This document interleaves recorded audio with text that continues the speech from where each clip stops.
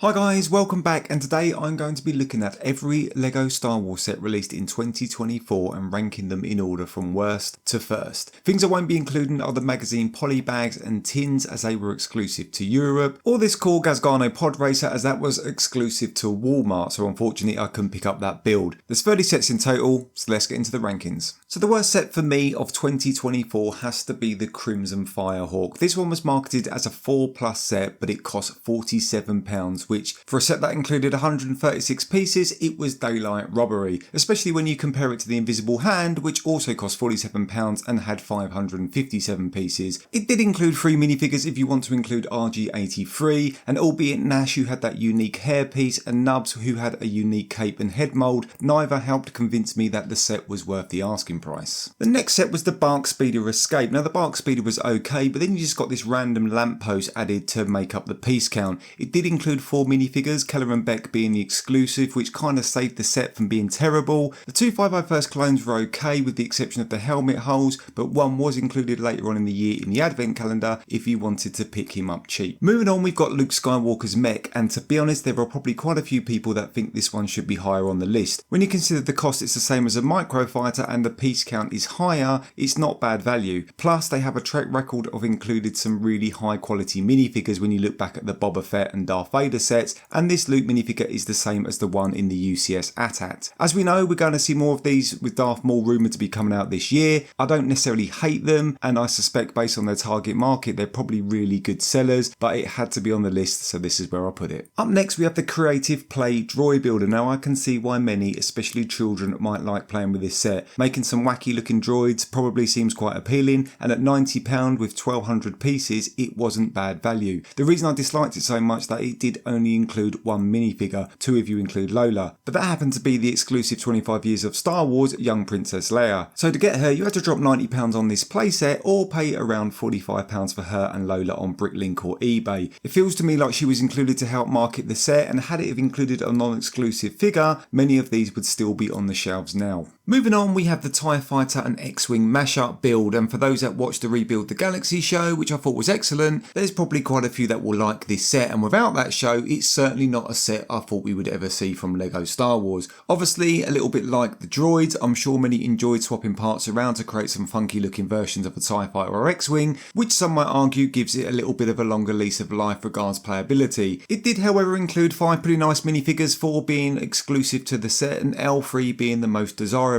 Who doesn't love an astromech? Next on my list is the seasonal advent calendar, and it kind of feels like advent calendars have got progressively worse over the years, but this one was certainly a step back in the right direction. It includes 2 exclusive minifigures which were Luke and Leia in their festive jumpers, plus other minifigures with Ahsoka probably being the best one. This year's version did however include some really fun micro builds which were predominantly iconic ships or vehicles, so from a micro build perspective this was one of the best advent calendars we've seen in recent years. However, no Gonk droid, but we did get that mini kit, so all was forgiven. At number 24 we got the Ahsoka Duel on Peridea set. Now the minifigures were great in this set, and for £50 you got 5 exclusive minifigures, which seems really good value for money, especially when one of them was an updated version of Grand Admiral Thrawn. At £50 I would have loved to see one more figure, which would have been Captain Enoch, and the Night Trooper, albeit a lovely figure, will be included in the 75412 battle pack released later on in the year, so it would be a good opportunity to pick up those at a cheap price. As for the build, well for me it was hugely underwhelming. It had a low piece count of 382 pieces and there was just nothing exciting about it. You could argue it does look pretty accurate when you compare the scene from the TV show, but for me it just doesn't do anything, I'm afraid. Up next we've got the Paz Vizsla and Moff Gideon battle pack. Now this set included 4 minifigures. Paz Vizsla was a nice design, albeit it only had very subtle print changes. The Moff Gideon figure was great, a new helmet design which I think LEGO did an exceptional job with. It doesn't include a cape like we saw in the 2001 Imperial Cruiser version, which is a shame, but understandable due to the fact he's wearing a backpack. I would like to think however LEGO could have included the cape and you can display it how you wish. The other 2 minifigures were the Praetorian Guards, which were also included in the 2024 advent calendar. As for the build, again this was lacking a bit for me. With only 289 pieces it works out at just over 12 pence per piece, which is quite high. It wasn't really packed with play features either. The door could open and it had a nice mechanism and some cannons on top. This set was designed so it could be attached to the ambush on Mandalore set, set, which will cost you an additional £20, so maybe that should have been included in the price. Moving on, we've got the Trade Federation Troop Carrier, which was a May the 4th promo, which required a £150 spend and therefore not available to purchase through a retail store, but you can pick one up on eBay for about £30. This set also included the 25 years of LEGO Star Wars printed brick, but I can't help feel like a 25 years of the Phantom Menace would have been better to match the box art, and being a promo set, it would have been a nice touch. For a promo set, I think this is probably one of the nicest we've seen, and one could argue it could have easily been an official set. It includes 6 standard battle droids as well as 2 unique pilots which had the insignia chest badge. It had some great play features. The droid carrier was on a cool little rail system that you could easily remove, and they also folded down to drop the droids off on the battlefield. Obviously, the only downside to this set is that if you wanted to army build them, you can't actually purchase them in retail stores and you need to rely on eBay and Bricklink. With an average price of about £30 at the minute for a set that's got 262 pieces, they are priced accordingly. Up next, we've got the Ambush on Mandalore Battle Pack. Now this set included 4 minifigures, which was the Mandalorian Warrior, the Night Owl and 2 Imperial Commandos. Now at £20 this set probably seems quite good value for money being a battle pack, albeit for those in Europe, the Night Owl came in the recent LEGO magazine and the Imperial Commando is coming in next month's edition, so you can pick those figures up even cheaper. As for the build, as mentioned earlier, this was designed to be added to accompany the Paz Vizsla and Moff Gideon battle pack, or you could buy 2 sets and join them together, albeit the way the instruction shows looks pretty bad and I would configure them in a better way. With 109 pieces, it wasn't exactly great value for money from a build perspective, but the minifigures did help soften the blow, and probably one for the army builders, especially if you can pick it up on discount. Moving on, we've got Luke Skywalker's lightsaber hilt, which was another promotional set given away when you were purchasing the UCS Jabbas Sail Barge. Now I've always really liked the lightsaber hilts, and as display pieces they look great, and obviously being Luke Skywalker's lightsaber from Return of the Jedi, it was a great set to accompany the sail barge. The plaque even reminded you of that. For a gift with purchase, you got a nice instruction booklet with a UCS style write-up for the first few pages. What I dislike about these sets is the availability. Now in the past you had to purchase the Mos Eisley Cantina to get the Yoda hilt, or the UCS AT-AT to get the Luke Empire Strikes Back hilt, and that's in the first few days before LEGO run out of stock. Or you can purchase on eBay, which is going to cost you around £100 for a set that's got 145 pieces. Now if these were official sets, that you could probably pick them up for about £30 and make them a dedicated theme like the helmets, and I think they would be one of LEGO's best sellers, so I think that's a shame for many Star Wars collectors. Next we have the Darth Maul's Sith Infiltrator, and unless you've managed to pick up one of the reddish brown Qui-Gon Jinns, this again wasn't great value for money. It did include 4 minifigures, obviously the Qui-Gon Jinn that needs no introduction, a young Anakin, Darth Maul himself, and a beautiful Saw Gerrera anniversary figure. Now this set itself did a pretty good job at replicating what we saw on screen, using a mixture of dark and light grey pieces, but that cockpit area was just too flat, and I'm not sure why LEGO didn't choose to use a dome piece as opposed to the flat circle tile, albeit the printing on it looked great. It just felt like it needed to be lifted up a stud or two to make it look more like the ship in the films. Next we have the Mos Espa Podrace diorama, which will cost you £70 and included 718 pieces. Now I've always been a big fan of the diorama sets, but at £70 this one did feel like it was slightly overpriced when you compare it to the Endor Speeder Chase, which had 100 pieces less, but it did include 2 minifigures. The pod races themselves were really well built, and when placed on an angle clear stud they provide the illusion of them flying through the air, which when on display was executed perfectly. That said, if you do choose to remove the pod races, you'll notice that Sebulba's pod doesn't actually fit through the arch that it came through, so just a bit of a design flaw there. At number 17 we've got the boarding of the Tantive IV set. Now this set included 7 minifigures in total, which were Darth Vader, 2 Stormtroopers, 2 Rebel Troopers and an updated version of Captain Antilles, who was unique to this set. Like several other sets this year, it did also include a 25th anniversary figure, which was the Clone ARC Trooper 5s. Now being such an iconic scene from the movie, I'm actually surprised LEGO has taken this long to come up with this design and produce this set, and I think they've done a pretty good job. It has some Technic bricks at the end which allows you to connect multiple sets if desired to extend the hallway for even more playability. It also includes some nice play features with integrated levers allowing you to knock over stormtroopers and a sliding door to open that, which gave the effect of an explosion as seen in the film. Pretty much on sale everywhere, it's now pretty good value for money, and hate him or love him, the inclusion of 5s was a pretty sweet deal. Next we have the Desert Skiff and Sarlacc Black Pit. Now this set included 6 minifigures which were Luke, Han and Lando, all being exclusive. Chewbacca is the same one we've come to expect to see in the last 10 years, and Boba Fett, albeit a great version of the minifigure with printed arms, is the same one as in the Mech, and his armour printing is that of the Empire Strikes Back, which includes the blue arms as opposed to the grey. Which of course leaves the anniversary figure, which was 9 Num, which is a long overdue minifigure from the original trilogy and obviously the main draw of this set. Now it was retailed at £70, which is an insane amount of money for a Sarlacc pit and a below par skiff, and you can't help thinking that the inclusion of 9 Nub was baked into the price to help it sell. The Sarlacc pit was nice and big, but probably too big, and I feel some of those parts would have been better fleshing out the skiff because it's just a bit small and lightweight. Sure, it's great to display alongside the sail barge, and because of 9 Nub the set will sell, but make sure you get it on discount as it's not worth the £70 price tag. Making it into the top half we have the Tantive IV from the Starship collection. Like other ships in those themes, it doesn't include any minifigures, which I personally think is a real shame as it could help justify that price, and the stand has a perfect setting for an iconic minifigure. In this case it could have been Princess Leia. It does however include some common little Easter eggs that we've come to love in these builds, in this case a 1x1 stud to represent C-3PO, R2 and of course Princess Leia. Visually the set is really nice, but it probably does include too many stickers, albeit they're very detailed. Some printed tiles would have been preferable. It does scale nicely with the invisible hand, but when you think this set costs £20 more and only has an additional 97 pieces, it does feel overpriced for me and should cost around £60. It's a nice set, but probably one I would look to pick up on sale if you're into collecting all of the Starship builds. Moving on, we've got the Imperial Dropship versus the Rebel Scout Trooper, which included 7 minifigures which were unsurprisingly 3 Stormtroopers and 3 Rebel Fleet Troopers, 2 of which were unique to that set. Now the set also did include QTKT as a 25th anniversary minifigure, which was a welcome surprise. As for the builds, well, they were both updated versions of the 2008 set, so it's great to see LEGO bringing back such iconic childhood sets. On that basis it does feel like you're getting 2 battle packs in one, but therefore it should have included 2 more figures. Another Fleet Trooper and a Shadow Trooper to match the original set would have been the icing on the cake. In at number 13 we've got the Onyx Cinder from the recent Skeleton Crew show. Now this set did include 5 brand new minifigures, which were of course Fern, KB, Wim, Neil and Jod, which all look great, especially Neil, who includes a brand new head mould. As for the build itself, well I think based on what we saw in the show, LEGO did a pretty good job recreating this set. It's a fair size and reasonably priced at £125 when you compare it to other sets with a similar piece count. It comes with some nice play features, however one of the downsides is the lack of top access to the interior, which was sacrificed due to the mechanism that allows you to easily rotate the engines. It is however a great set and it includes some lovely minifigures, and if you watch the show you'll probably understand why we're not going to see this ship again anytime soon. So if you want one, it's probably worth picking it up before it retires. Up next we've got R2-D2, which was a scaled down version of the 2021 set, but at half the price. Being part of the buildable character lineup, it does also include that display plaque like we saw with C-3PO and Chewbacca. It does also include the best R2-D2 minifigure we've seen to date, which includes the back printing, and we also get an exclusive 25th anniversary figure which was Darth Malak. As far as the set goes, well it's a great version of R2 and it does include all the features you'd expect to see. You can display him on 2 legs, or you can use that attachable 3rd leg to show him in a more mobile position. It also includes attachable arms and a periscope, which is a great way to include those features in such a small build. The printed dome tile on top was also an unexpected surprise and works perfectly to finish off that head design. If you're in the market for an R2 build, it's hard to look past this one. Up next we've got Jedi Bob Starfighter, which was from the Rebuild the Galaxy TV show. Now seeing the return of Jedi Bob after more than 20 years was certainly something to get excited about, and LEGO did a great job at recreating that vintage look. Staying true to the original design, he included yellow skin tones, and the print design made him look like he was about 20 years old, found in an old box of LEGO, which was a lovely nod to the original design. This set also included Akbar in a clone trooper armour and a Gonk droid. The ship itself had 350 pieces, so it was slightly bigger than the Obi-Wan Starfighter, and it included a white and red colour scheme. Plus, it was Jedi Bob's own ship, which many of us thought we'd never see, so it got a thumbs up from me. Into the top 10, and we've got the Clone Trooper and Battle Droid Battle Pack. This included 4 expected minifigures for a battle pack, which were the 3 Phase 2 clones and a Shock Trooper. In addition to those, we also got 2 Battle Droids and 3 Super Battle Droids, which were a completely new mould and unique to the set until one was included later on in the year in the advent calendar. Like the dropship set, this clone bike and defensive post was a remake of the 2007 build, but in addition to that you also got the Tri-Droid and a perfect looking Snap Speeder. At £25, this is a great value for money battle pack and one of the best we've seen in recent times. At number 9 we have C-3PO, which was another buildable figure like Chewbacca, albeit this one looks a lot better. It It does include one minifigure, which was the UCS version of C-3PO, which includes the dual moulded legs with the side leg printing and the silver detail to match that of the set itself. The set looks really nice in my opinion, and it definitely pairs well with the R2-D2 build mentioned earlier on in the video, and LEGO even dedicates a page at the back of the instructions to highlight this. There's some interesting build techniques, and even though it's quite a symmetrical build, it doesn't actually feel that repetitive. The eyes are a bit of a letdown for me, and I've actually seen other collectors produce aftermarket ones from the BrickBox website costing £4. They're a super upgrade and probably one that LEGO should have done themselves. That said, the instructions even note that 34 LEGO pieces were recoloured in gold specifically for this model, and the set includes 475 gold coloured bricks, which is a new record for LEGO Star Wars as of 2024, so you can probably see why the set is going to cost you £125. Up next we have another ship from the Starship collection, which is the Millennium Falcon, and it's the largest ship for the collection with 921 pieces and therefore the most expensive, costing you £75. Now personally I wasn't overly excited for this build. Being one of the most iconic ships in the franchise, we've seen numerous variations of this ship over the years, but for that reason it probably would have been frowned upon if it wasn't included in the lineup. Again, we get those little Easter eggs in the set. This time it's 1x1 studs representing Han, Leia, Luke, Obi-Wan and C-3PO. We also get Chewie and R2 playing hollow chess, which includes a printed tile for the board. The airlock tiles on both sides of the build are also printed, which is great, as is the cockpit, so you can probably start to see why this one is priced slightly higher. There are lots of intricate build techniques in this set to get those angles, and it's actually a really fun build. The stand, albeit slightly over-engineered, it does display the Falcon at a tilted angle, which when displaying it really makes sense, as you can see the detail on the top of that ship. It's a fantastic set, I just wish it was a little bit cheaper. At number 7 we have the UCS TIE Interceptor. Now initially I wasn't overly excited about this set and thought there were a long list of UCS sets I would have preferred, but when it was released I was pleasantly surprised. It did include a unique TIE Fighter pilot, albeit the same torso and helmet was used in the TIE Fighter X-Wing mashup, although this one did include printed arms. It's a very solid build and it doesn't feel fragile at all. You can easily remove it from the stand and fly it about without having to worry about bits dropping off. But whilst on the subject of the stand, for me the downside is the angle that the ship sits at. It doesn't display brilliantly and I would have preferred a more tilted look, so I'll probably look to mod that later. The build itself was enjoyable, but I think you know what you're getting into when you get a ship like this. Like the X-Wing or the 2015 TIE Fighter, the build is going to be somewhat repetitive due to the symmetrical wings. However, when building the set you do actually appreciate some of the build techniques that were used to create those wings, and actually it's not as boring as some might think. The interior of the ship is second to none, being hugely detailed for such a small space. With a modified stand, I think it's a great looking set and certainly deserves a place in the top 10. Up next we've got the Imperial Star Destroyer. This set included 7 minifigures, which are Darth Vader, a Stormtrooper, 4 unique minifigures which are the Imperial crew member, gunner and trooper, plus a Commander Praji. We also got an anniversary minifigure which was of course Cal Kestis. The only disappointing thing with him is that he didn't include BB-1 like we see in the game, when young Leia did actually include Lola. Moving on to the build itself, it's probably about right at £150, especially when you compare it to something similar like the Dark Falcon. However, it's not quite as large as the 2014 model, which is a real shame. However, like that set, it did include plenty of play features, including movable turrets on the top and some spring-loaded shooters. It also includes a retractable handle for those that want to fly it around. It fully opens to include some additional play features to place the minifigures around the ship, and it also includes an area at the front representing the bridge. It's a nice looking set, and it's been 10 years since we've had an Imperial Star Destroyer, so if you've missed the previous one you won't be disappointed here. That said, I think the inclusion of Cal Kestis is baked into the price to give that set the extra push. If you're not fussed about the Cal Kestis minifigure, then you could probably pick the ship up on eBay for half the price, as many will remove him and then just flip the build. On to the top 5, and we have Captain Rex's Y-Wing Microfighter. Now as far as microfighters go, this fits the mould. It includes 100 pieces for £13, so you get exactly what you would expect from a microfighter. However, the minifigure included probably doesn't need any introductions, as it was one of the most talked about figures in 2023, and it's the updated Phase 2 Rex, which was obviously exclusive to the Venator. It's an exceptional minifigure which also includes the cloth pauldron, which I thought LEGO might have chosen not to include, so it remained exclusive to the Venator. But as we know, it's exactly the same, and therefore we get a high quality minifigure in a microfighter for those that wanted him. And therefore it's hard to ignore that for a set that costs £13, which includes such a sought after minifigure, it does make it exceptional value for money. Up next we've got the Dark Falcon, which is another set from the Rebuild the Galaxy lineup, and it's certainly a bit of an odd one. Quite obviously a weird twist on such an iconic ship, but I think that's pretty cool. Having a blacked out version of the Millennium Falcon might seem a bit gimmicky, and long term it might be something people forget about, unless that is if LEGO decides to do a sequel to the series. This set is pretty much priced like every other play-sized Falcon at £160 for just over 1,500 pieces,